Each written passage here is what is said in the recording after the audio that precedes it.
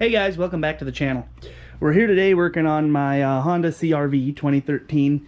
I don't feature this on the channel a lot. It's my daily driver, so I don't really do a lot of modifications or work to it for that amount. But I am going to be putting a light bar on it today, so I just kind of wanted to go through what I'm doing for the install. So I decided to do just kind of a typical straight to the battery switch for the light bar. I just feel better about that than trying to tap into the factory wiring or anything like that. I just feel it's a safer alternative, doesn't modify the vehicle wiring in any way that way. So I've already got some of it done here, so I'll kind of give you guys a shot of what I've done here. So we'll start with the positive terminal of the battery red. I've got a ring connector onto a fuse holder. I did have to modify the little cover. You can kind of see that slot I cut out there. I just did that with some wire cutters. So that snaps down over there, looks nice and factory. I don't have the fuse in yet because I'm not ready to power the system up yet. So then I came out here to a hot wire. I hate butt connectors. I don't like using them. I'm out of solder, so please don't attack me in the comments. That's going to be changed out for a solder joint just as soon as possible. So it kind of gets a little complicated, but basically these two wires run together, and they run back through there, and they run through a grommet in the firewall, which comes out right up here. Now, I don't think you're going to be able to see it on camera, but it runs out under here. And then I ran it to a toggle switch, which, as you can see, I put a label on to say light bar. This toggle switch, basically you just pop these little covers out. This car factory has the traction control switch, but then two blank covers.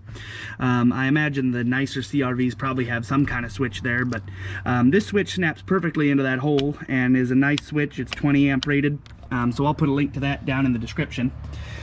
So, as you can imagine, the other wire runs from the switch out to here, and currently I don't have it connected to anything. It's just kind of loose here, waiting to get the bar mounted so that we can route that. So basically the circuit starts here, runs through a fuse. I'm probably going to use a 15 amp fuse. The light bar is 10 amps, so that gives us a little bit of leeway. And then it runs to the switch, and then this wire runs back from the switch. This will connect to the hot side of the light bar, the positive side, and then the negative side of the light bar will probably run to a ground point somewhere here up under the hood, possibly one of these screws or something like that for a good ground. So I'm going to get the light bar unpacked and everything and show you guys how that goes on next. Alright guys, well here's a quick look at the hardware. So this is the light bar. It's a 20-inch spot LED combo. It actually is a pretty nice piece. I'm pretty impressed. And for mounting it, we're going to use one of these bolt-on bull bars. This basically mounts to where the license plate goes, and then gives you some bolts up here to mount the light bar to. I was actually pretty impressed. I was expecting, you know, some junk, but it's actually a pretty nice piece. Obviously, you know, it's not going to do anything for a collision, but you know, it's pretty well made and seems like it has a good coating on it. So we are going to modify it a little bit.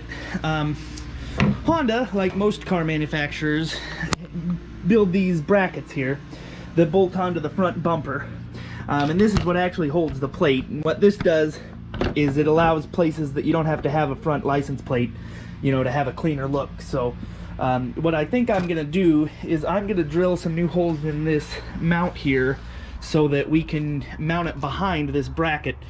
The way they want you to mount it is basically using the license plate itself. As you can see, those holes line up there. But I think that would look kind of weird with it out so far from the bumper. So what I'm going to do is I'm just going to set this on there. I'm going to center it up as good as I can. And I'm going to mark a couple new holes to go ahead and mount this bracket behind the license plate bracket, which I think will be the cleanest look.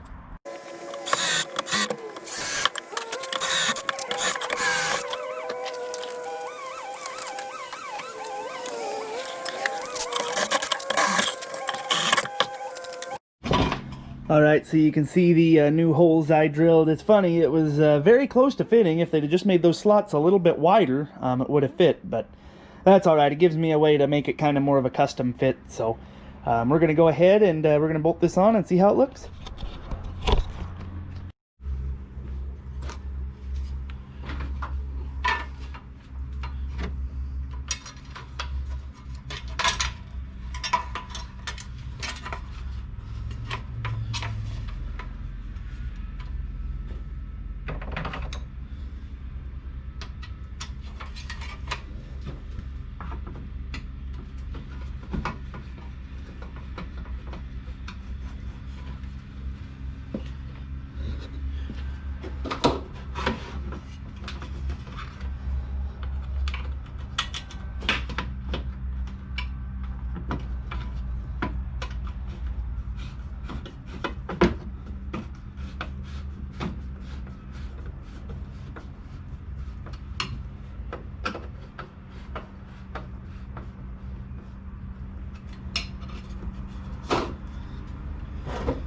All right, well, I like it.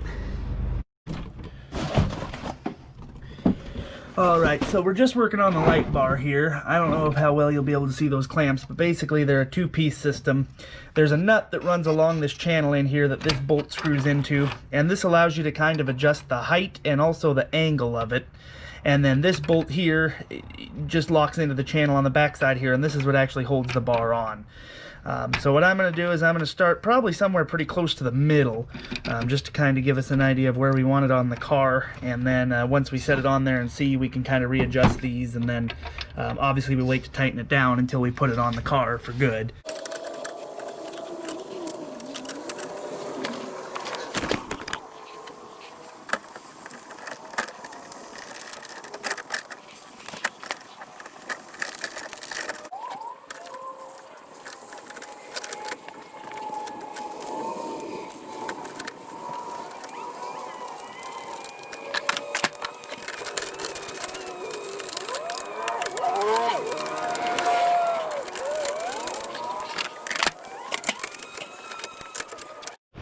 Alright guys, well if you couldn't tell, I was struggling there. With my car, the way it's designed, there's just not enough clearance to really adjust this thing properly when it's on the car. So my solution was to pull the whole thing back off and adjust it on the bench. So I think I've got it pretty good. I did have to add, I don't know if you can see them, maybe from the back a little better, 2 washers under it because the edges of it were hitting the bar, and you can see I've got it to where it just barely clears now. I think that was, you know, hurting me because it was causing me to throw the alignment off every time I would tighten the bolts down. So I'm gonna go ahead and bolt it back on the car now, and we'll do the final wiring connections, and we should be able to wrap this one up. Well guys, I think I'm all finished up. I tell you, that was a lot more work than I anticipated it being.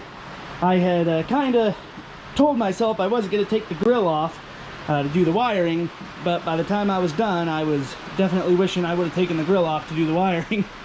I was going to solder those connections, but when I went to the hardware store, they were out of solder, and so since I'm out as well, I haven't soldered those.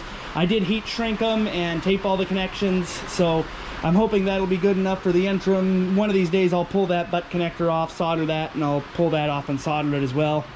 I'd show you just real quickly here. That's where the wires were earlier. I grounded right to this bolt here with the ground wire, and then I ran the black and the red wire kind of down the inside of the grill here. I don't know if you'll be able to see it.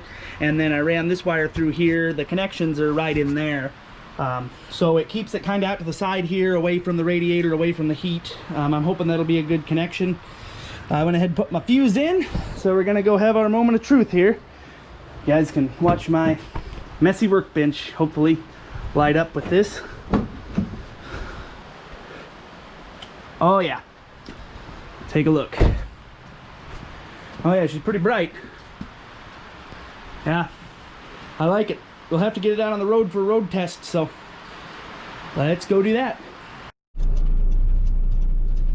All right, so we're out here on a country road. It's pretty dark out here.